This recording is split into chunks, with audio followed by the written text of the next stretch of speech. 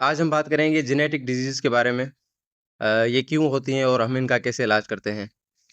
Genetic disease जैसे कि autism, ADHD, दीगर डेवलपमेंटल डिसऑर्डर्स और मस्कुलर डिस्ट्रॉफीज़, मेटाबॉलिक डिजीज़, इनमें बेसिकली क्या होता है, जेनेटिक म्यूटेशंस होती हैं जिसकी वजह से एंजाइमेटिक एक्टिविटी मुतासिर होती है, प्रोटीन सिंथेसिस मुतासिर होती है, जीन रेगुलेशन मुतासिर होती है, जिसकी वजह से फिर न्यूरोट्रांसमीटर इम्बैलेंस भी होता है और मेटाबॉलिज़्म भी डिसरप्ट होता है।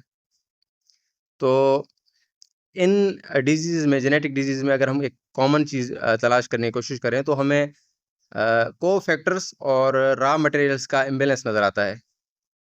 तो इसका हम इलाज करते हैं चोन बैलेंसिंग माइटोथेरेपी के साथ। हम बेसिकली कार्बन, हाइड्रोजन, ऑक्सीजन और नाइट्रोजन को बॉडी में बैलेंस करते हैं। किस तरीके से करते हैं? 2 चीज़ों से।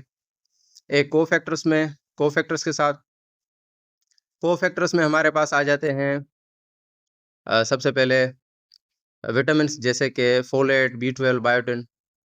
इसके अलावा आ जाते हैं मिनरल्स जैसे कि मैग्नीशियम, पोटासियम, ज़िंक। इसके अलावा आ जाते हैं गैसो ट्रांसमिटर्स जैसे कि hydrogen sulphide, nitric oxide, carbon monoxide, sulphur dioxide. इसके इसके अलावा दूसरा जो हम चीज़ें देते हैं वो है रॉ मटेरियल्स। रॉ मटेरियल्स में आ जाते हैं अमीनो एसिड्स जैसे कि glutamine, glycine, methionine.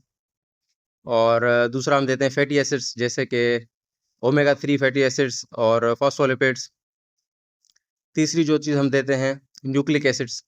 Nucleic acids protein synthesis में काम करते हैं। इसके अलावा डीएनए को रिपेयर करते हैं, डीएनए को बनाते हैं, सेल्युलर मेम्ब्रेन्स बनाते हैं, मेटाबॉलिज्म में इनका रोल होता है, सिग्नलिंग में इनका रोल होता है, न्यूरोट्रांसमीटर्स बनाते हैं। इस तरीके से हम जेनेटिक म्यूटेशंस होने के बावजूद भी डिफरेंट एंजाइमेटिक पाथवेज़ को बायपास करके जेनेटिक डिजीज़ का इलाज करते हैं। हमारा क्लिनिक लाहौर में है। आप हमारा क्लिनिक विज़िट कर सकते हैं।